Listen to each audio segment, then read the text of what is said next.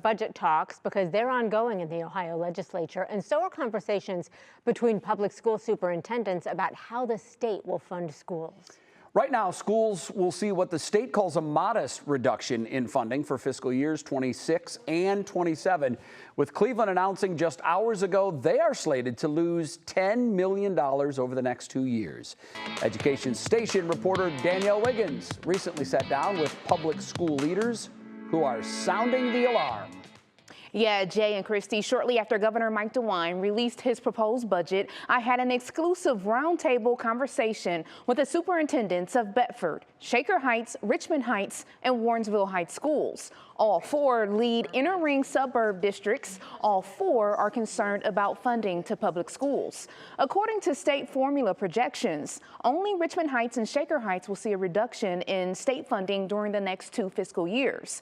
Richmond Heights loses the first year, then gains the second, with Shaker Heights losing funding both fiscal years. Although they tell me districts across the state supported the fair school funding formula implemented in 2022, they say that formula does not account for inflation. Therefore, they can't keep up with the cost of educating students, which they believe will ultimately hurt students. Underfunded businesses don't produce quality products. If your assembly line is not functioning at full capacity, you're not going to be able to produce the products.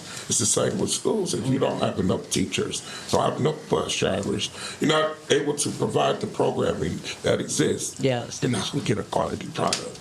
I really think that we are preparing the leaders of tomorrow, and there are lots of evidence to prove that, and we need to continue investing in our students to keep doing so.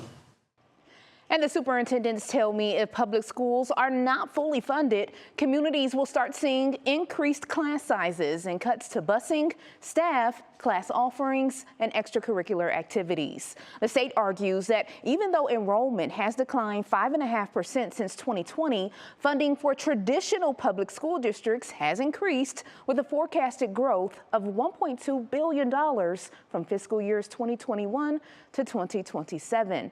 And coming up at 5, the superintendents address why public schools are increasing their dependence on local taxpayers through levies. All right, Danielle Wiggins live for us on 3 News at 4. Danny, thanks.